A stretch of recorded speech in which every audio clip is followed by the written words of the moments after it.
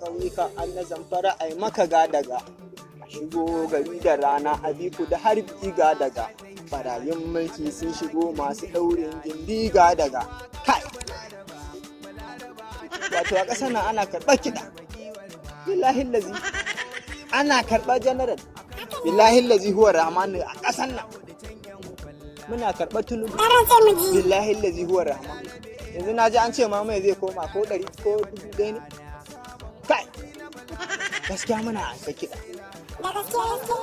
To gaskiya fa duk yanda za a yi ƙasar nan ban ga ta zama ba. Sabida me? In dai zan zauna a ƙasar nan.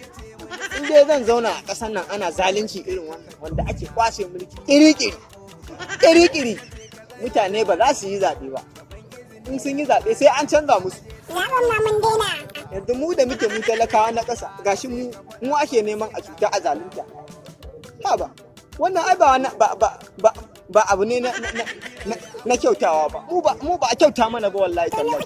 To mu muna so kotu ta yi mana adalci. Daman tana yi. Haba bai gyaran takalmi. Ha ba, wannan haka.